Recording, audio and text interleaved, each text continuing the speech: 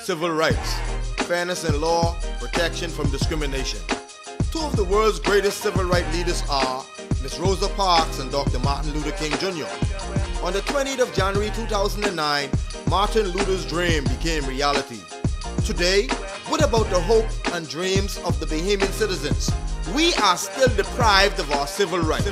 Who will rise to the occasion and remove the veil from our bride? How long will we allow them to control what is rightfully ours? Controversy TV, Season 3. Rise up, Bahamas. Fight, conquer, and reap. I believe that no part of the Bahamian economy should be set aside exclusively for foreigners. In other words, if it's legal for non-Bahamians to game or participate in gaming activities in the Bahamas, then Bahamians should be able to do so. In this day and age, I believe it's wrong. It makes no sense. It's asinine, really, to say to us that non-Bahamians can own a significant part of our economy, and we can't. For example, Bahamians should be able to own gaming houses if they want to. Bahamians should be able to participate as individuals in gaming if they want to. This is our country, and other people shouldn't be able to come into the country and do things that we can't do. It's almost a kind of Bahamian apartheid. And that is wrong, and it does not make sense. Now, I want to say that my views are not because I support or do not support gambling. I think that's a different show. This has nothing to do with gambling. It has to do with the principle that Bahamians should be able to participate, be free to participate in all sectors of this economy. One of the most underfunded programs that we have in this country dealing with young people. You know, we need to be able to be real with ourselves first of all. If we're not prepared to get rid of gambling, then we need to legalize it. Did you know that Bahamians are not allowed to gamble or own casinos? I just found that out today, actually. Are you serious? And what do you think about that? I'm not a gambler myself. My husband is. So, I mean, I think that's a good thing. I think that's safe.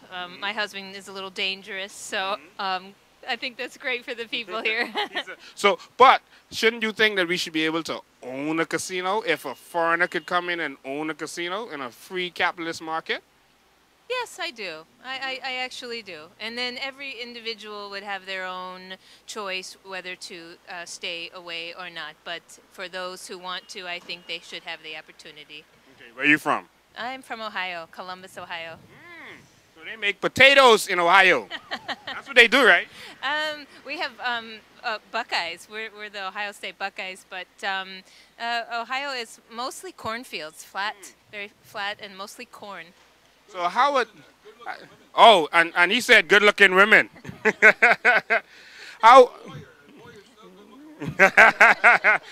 would you feel if they made a law saying Ohioans couldn't make corn in Ohio? That's outrageous. Not fair.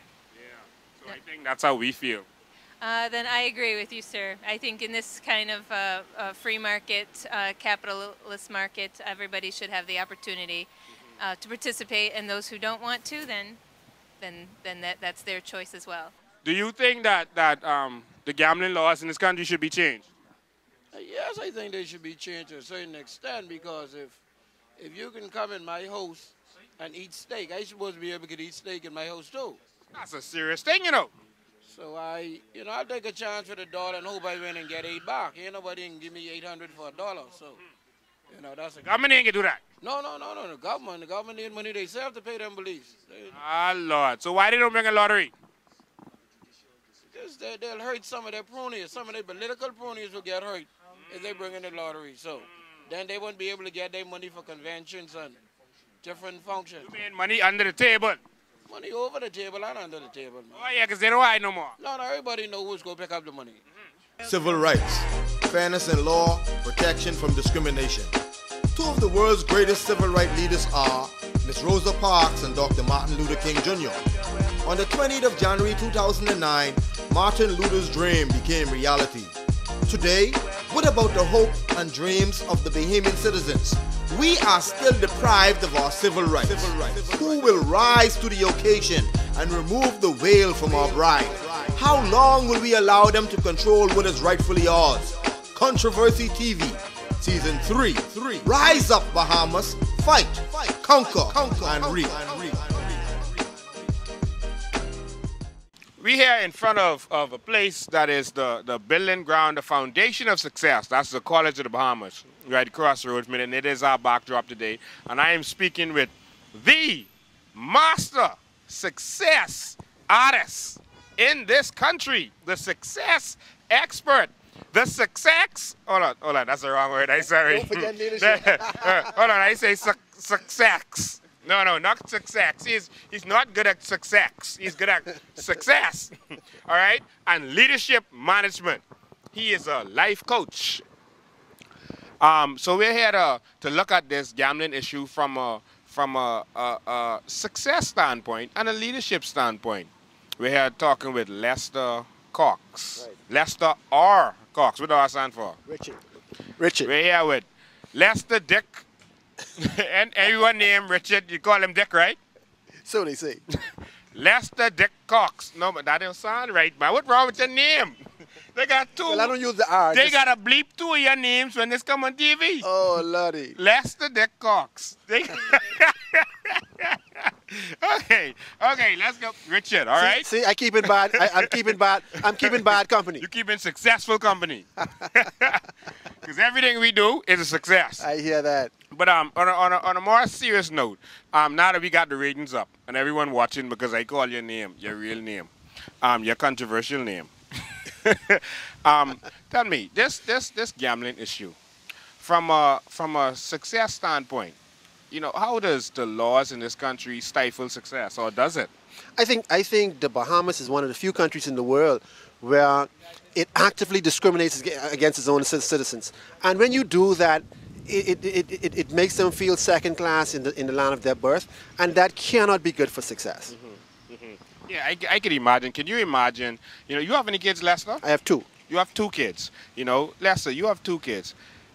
I know you would want to look at your kid and tell them you could be anything you want to be. You know, if your kid comes up to you and says, Daddy, you know, what can I be when I grow up? They want some advice.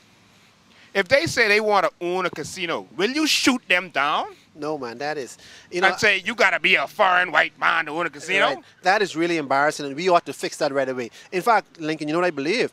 I believe that one of the criterions for the next generation of leaders in the Bahamas ought to be, that should be the first question. We should ask them this question. We should say, should foreigners enjoy rights in your country that the locals do not enjoy? And if they say yes, then that should disqualify them from leadership in the Bahamas. Let me show you what happened in this country, Lester. Saul Kirshner came. Thank God Saul Kirshner came. You know, he came at a time when we needed it. We needed the jobs. He hired a lot of people. But he came here. We threw everything, including the kitchen sink, at him. We gave him all the concessions in the world. We gave him land. We gave him everything.